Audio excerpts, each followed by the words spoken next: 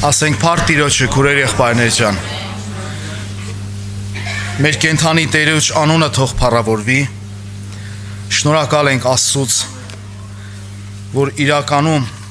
Աստված շատ հետաքրքիր աշխատանք ատանում մեր կյանքի մեջ։ Ոմանք տեսնում են դա, ոմանք հետո են տեսնելու, բայց կարևորը Աստծու տանից չբացակայենք, քուրեր եղբայրներ։ Կարևորը Աստծու ձեռի տակից հեռու չգնանք, իր ամեն մի գործը ընդունենք մեր կյանքի մեջ։ Ես այսօր ուզում եմ խոսամ մի թեմայի մասին, որը պատերազմի մասին է։ Պատերազմի մասին է, բայց ոչ թե այս աշխարհի պատերազմների, որ մարդիկ տանում են, մարդիկ հրահրում են, այլ ես ուզում եմ խոսամ բարի պատերազմի մասին, բարի պատերազմի, որը յուրաքանչյուրիս կյանքում սա տեղի է ունենում և պիտի տեղի ունենա, եթե քու կյանքում դա չես տեսնում կամ չի սկսվե, դու անհանգստացի սրա համար, որովհետև սա շատ կարևոր է։ Պողոս առաքյալը ուրեմն երկրորդ Տիմոթեոս 4-րդ գլխի 6 համարից գրում այսպես, բայց 7-ը պիտի ասեմ, որովհետև ես արդեն զոհ լինելու նվիրված եմ ու իմ մեկնելու ժամանակը հասել է։ Բարի պատերազմը պատերազմեցի, ընթացքը կատարեցի, հավատքը պահեցի։ Եվ սրանից հետո կա ու կմնա ինձ արդարության պսակը, որ Տերը արդար դատավորը պիտի հատուցանե ինձ այն օրը, ոչ թե միայն ինձ, ապա այն ամենքին էլ, որ սիրեցին նրա հայտնվելը։ Պողոս առաքյալը խոսում է մի հատ պատերազմի մասին, քուրեր եղբայրներ, որի անունը բարի պատերազմ է։ Գիտեք, սա մի քիչ անհասկանալի բառակապակցություն է, պատերազմը ոնց կարա բարի եղնի, եթե ամեն դեպքում կողմերից մեկը պարտվում է, կողմերից մեկը կամ սպանվում է, կամ պարտվում է, բա ոնց կարա դա բարի լինի, բայց Պողոս առաքյալը ասում է բարի պատերազմ, ինչի մասին է խոսում, քուրեր եղբայրներ։ Երբ որ կարդում ենք Աստվածաշունչը, մի բան եմ հասկացել Աստվածաշնչից, որ Աստծո պատերազմը, այդ հոգևոր պատերազմը, երբ որ մարդու դեմ սկսված է, այդ բարի պատերազմը դա այդ պատերազմն է, որ սկսված է մարդու դեմ, մարդու անձի դեմ, մարդու հին բնության դեմ, բայց հետաքրքիրը նա է, երբ որ մարդը տեսնում է, որ իր անձի դեմ պատերազմ է սկսված, իր հին բնության դեմ պատերազմ է սկսված, այս մարդը որոշ ժամանակ հետո միանում է այդ երկրորդ կողմին և սկսում է պատերազմել իր դեմ։ Սա շատ հետաքրքիր պատերազմ է, քուրեր եղբայրներ։ Երբ որ մենք տեսնում ենք Քրիստոսի այդ պատերազմը մարդու հին բնության դեմ, մարդու անձի դեմ, մենք ոչ միայն հանձնվում ենք, այլ նաև միանում ենք այդ պատերազմող կողմին և պատերազմում ենք մեր դեմ։ Մենք պիտի սա ապրենք, քուրեր եղբայրներ, սա իրականություն է։ Ես ուզում եմ կարդամ Հռոմեացիս ուրեմն 7-րդ գլուխը, Հռոմեացիս 7-րդ գլխից ուրեմն 9 համարից եմ ուզում կարդամ։ Ես էլ առանց օրենքի մի ժամանակ կենդանի էի, բայց երբ պատվիրանքը վրաս հասավ, մեղքը ողջանցավ և ես մեռա։ Պատվիրանքը վրաս հասավ, մեղքը կենդանացավ, բայց ես մեռա։ Եվ նույնը ու այն պատվիրանքը, որ կյանքի համար էր, նույնը ինձ մահվան համար եղավ։ Շատ հետաքրքիր է։ Աստծո պատվիրանքը հայտնվում է մարդու կյանքի մեջ, որպեսզի մարդուն կյանք տա ապրեցնի, ասում այդ պատվիրանքը, որ կյանքի համար էր, ինձ մահվան պատճառ եղավ, մահվան համար եղավ։ Ինչի մասին է խոսում Պողոս առաքյալը, քուրեր եղբայրներ։ Մենք գիտենք, որ ամեն մարդ Ադամից ժառանգել է մի մեղավոր բնություն, մի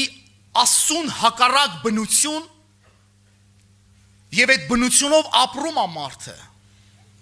Մենք տեսնենք դա, թե չտեսնենք, հասկանանք, թե չհասկանանք, առնչվենք դրա հետ, թե չառնչվենք, մենք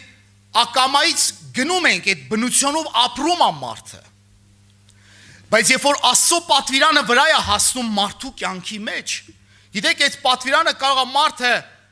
100 տարի էլ Աստծո խոսքը կարդա, բայց այդ պատվիրանը վրա չհասնի։ Դա հասնում է այն ժամանակ, երբ որ մարդը սկսում է խորը մտածել Աստծո խոսքի վրա, թե ինչ է ասում Աստված։ Երբ որ պատվիրանը վրա է հասնում, մարդը տեսնում է, որ ինքը ոչ թե Աստծո համար է կենթանի, այլ մեղքի համար է կենթանի, մեղքի համար է ապրում, ասում է մեղքը ողջնցավ,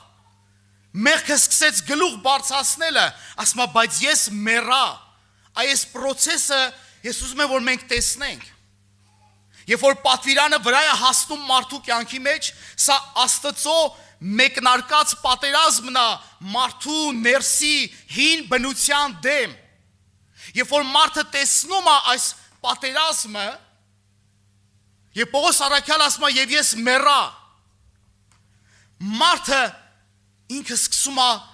միանալ Քրիստոսին, միանալ Աստծուն եւ պատերազմել իր հին բնության դեմ։ Իր հին բնության դեմ։ Սա բարի պատերազմ է, քուրեր եղբայրներ, որ ամեն մեկիս կյանքում սա պիտի տեղ ունենա։ Ամեն մեկիս կյանքում։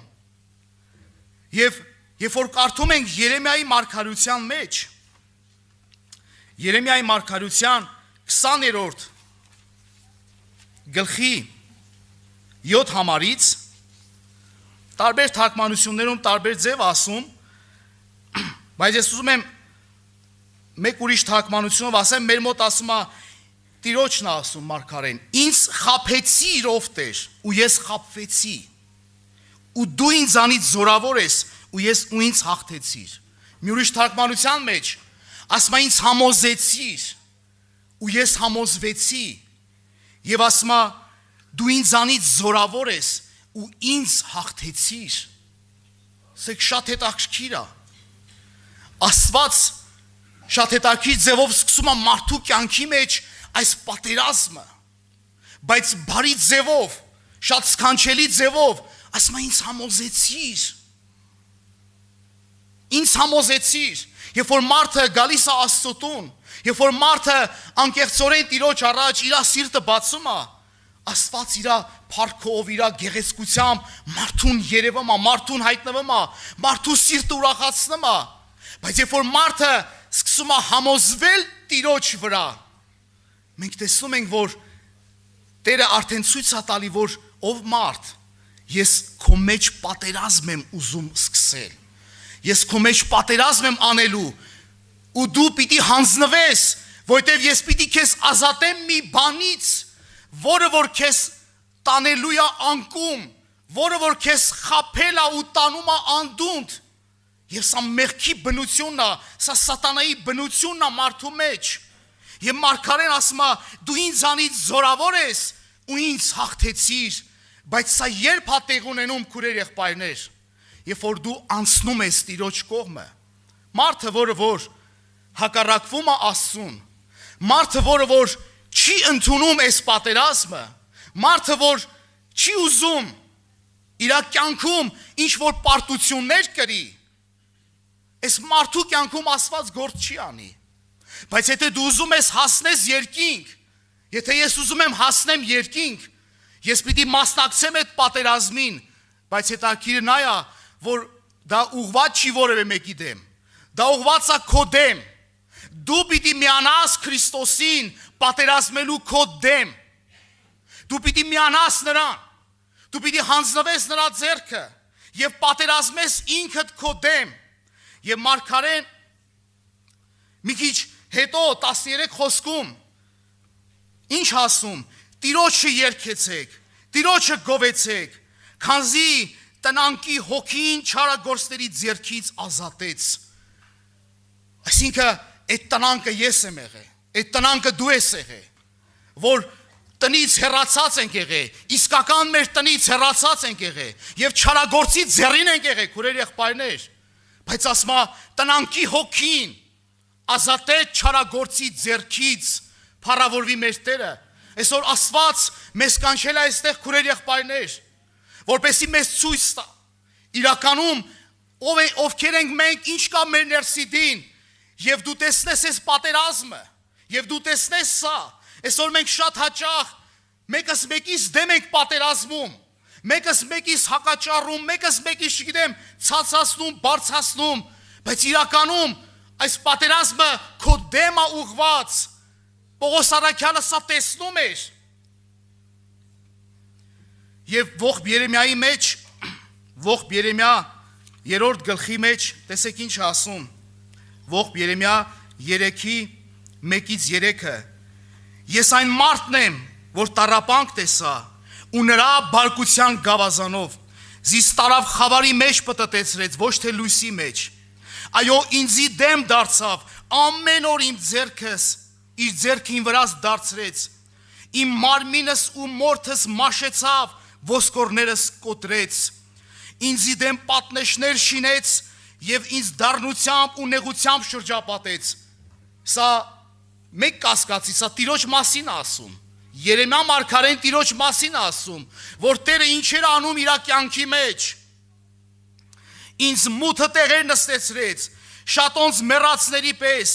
իմ բոլորտիքս ցանկ քաշեց, ուստի չեմ կարում դուրս ելնել, իմ շղթաներս ծանրացրեց, մինչև անգամ աղաղակած ու կանչած ժամանակ նա իմ աղոթքս մերժեց։ Տեսեք ինչ հետաքրքիր ձևով Երեմիան ներկայացնում այս պատերազմը, որ Աստված մղում է մարդու հին բնության դեմ, որ մարդուն ցույց տա, որ ով մարդ, տես դու մինչև ուր ես հասե, դու մինչև ուր ես ինձ հակառակվե, տես ինչ խորքային է քո ներսի այդ հակառակությունը իմ նկատմամբ, որ սկսել է Տերը այդ գործընթացը, բայց երբ որ այս տառապանքի շարքերը ներկայացնում է, մի քիչ հետո ինչ է գրում 24 համարից իմ հոգիս ասեց Տերը իմ բաժինս է, այս պատճառով նրան պիտի հուսամ,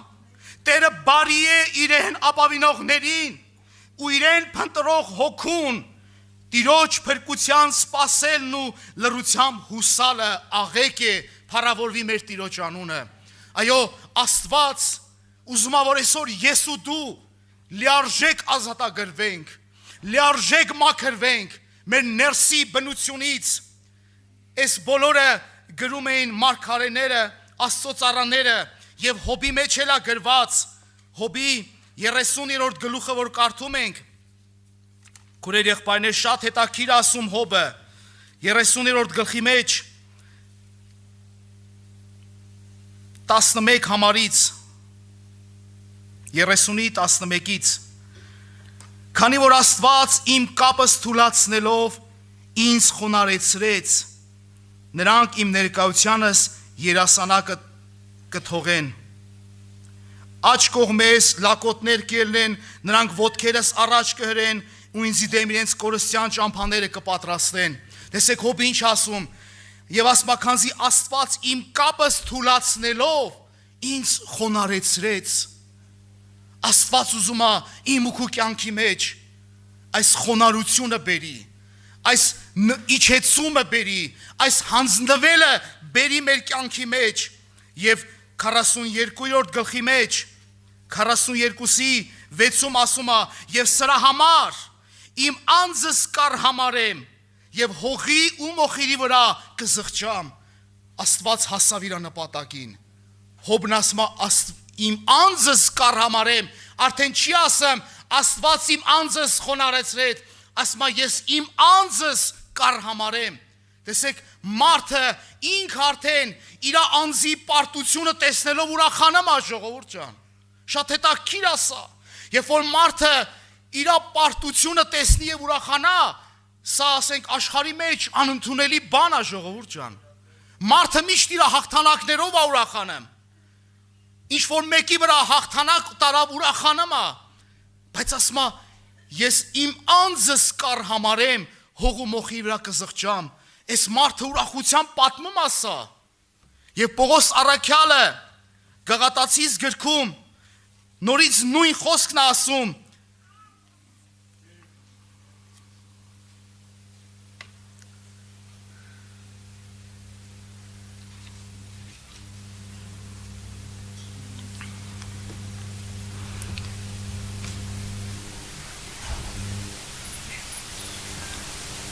Գաղատացիս 2:20-ը կներեք 18-ից եմ կարդում։ Քանզի եթե իմ քանդած բաներս նորեն կշինեմ, իմ անձս հանցավոր կցուցնեմ, որովհետև ես օրենքով մեռա օրենքին, որպեսզի Աստծուն կենդան լինեմ, Քրիստոսի հետ խաչ ելա, եւ ալ կենդանի եմ ոչ թե ես, ապա Քրիստոս կենդանի է իմ մեջս, բայց ես որ հիմա մարմնովս կապրեմ, Աստծո որդու հավատքով կապրեմ, որ ինձ սիրեց ու իր անձը ինձ համար մատնեց։ Պողոս առաքյալը ասում է ես մեռա Քրիստոսի հետ։ Ես մեռա Քրիստոսի հետ։ Եվ մի ուրիշ տեղ ասում է իմ անձը բան մը չեմ համարում։ Իմ անձս բան մը չեմ համարում։ Այս մարդիկ, ովքեր Աստծուն հանդիպել են, Աստված բոլորին ցույց է տվել։ Իրական Աստծու մարդիկ տեսել են սա, որ կա բարի պատերազմ, եւ այս պատերազմը ուղղված չի մարդկանց դեմ, այս պատերազմը քո ներսում է գնում, եւ այս պատերազմը Աստված է սկսել, դու միացիր Տիրոջը, միացիր քո դեմ պատերազմելու, եւ Աստված, երբ որ հաղթության հասնի, դու էլ իր հետ ես հաղթության հասնելու, եւ դու ավելի ես ուրախանալու, քո կյանքի մեջ դու տեսնում ես, որ արդեն ուրախությունը ոչ թե ինչ որ ունեցվածք, աստություն, ինչ որ բաներն էր, այլ քո իրական ուրախությունը արդեն Տերն է դառե, եւ որ դու Տիրոջով ես ուրախանում, որ քո անձիդ վրա հաղթություն ունես, եւ Տեր Հիսուս Քրիստոս ասում է, եթե ուզում ես իմ հետևից գաս, քո անձը պիտի ուրանաս եւ խաչդ վերցնես ամեն օր, գաս իմ հետևից։ Ես այդ համարի վրա շատ եմ մտածել, չգիտեմ, գրած ասում է, որտեղ 2-ից 3-ը իմ անունով հավաքված են, չէ, ես ընդեղ նրանց մեջ ներկա եմ, բայց հետաքրքիրը հարց եմ տալիս, եթե դու մենակ ես, այդտեղ Տերը ներկա չի, քո կյանքի մեջ Տերը ներկա չի, բայց չի ասում, որտեղ 2-ից 3 հավաքված են։ Գիտեք, ես սենց եմ հասկանում, դա իմ հասկացածն է, որտեղ դու Քրիստոսի հետ միաբանվում ես, դա 2 արդեն, երբ որ դու Քրիստոսի հետ միաբանվում ես, Քրիստոս քո կյանքի մեջ սկսում է գործ անելը, Քրիստոս քո կյանքի հետ սկսում է գործ անելը, իմ կյանքի մեջ սկսում է գործ անելը, բայց եթե ես Քրիստոսից անջատված եմ, մենակ խնդրանքներ եմ ներկայացնում իր առաջ, այս տուր, այն տար, այն բեր, այս արա, այն արա, դա հավատացյալ մարդ չի, դա գիտեք, Սուրբ Գիրքը ասում է դա հեթանոսների արած աղոթք է, դա հեթանոսների ապրած կյանք է, բայց երբ որ մարդը Քրիստոսի հետ միաբանվում է, իր եսը ջարդելու, իր եսը նսեմացնելու, իր հին բնության հարցերը լուծելու, իսկական ազատագրությունը տեղ է, իսկական Աստծու հետ ապրելը տեղ է, եւ ասում է ամեն մի խնդրանքը ես կլսեմ, երբ որ մարդը Քրիստոսի հետ միաբանվում է, Աստված ամեն խնդրանքը լսում է, փառավորվի մեր Տեր Հիսուս Քրիստոսի անունը, ես չեմ ուզում շատ երկարացնեմ, եղբայրները կխոսեն, ես ուզում եմ կանգնենք աղոթքի քուրեր եղբայրներ, եւ դու սկսի այս աղոթքը անելը, Տեր Հիսուս, այս բարի պատերազմը իմ մեջը սկսիր, ես առանց դրա չեմ կարա, ամեն օր պարտվելով, ելնելով, ես ուզում եմ հանձնվեմ քեզ, միանալ քեզ հետ իմ դեմ պատերազմ անելու, որպեսզի դու հաղթես ինձ եւ իմ կյանքը քո ձեռքերի մեջ պահես, անունդ փառավորվի Հիսուս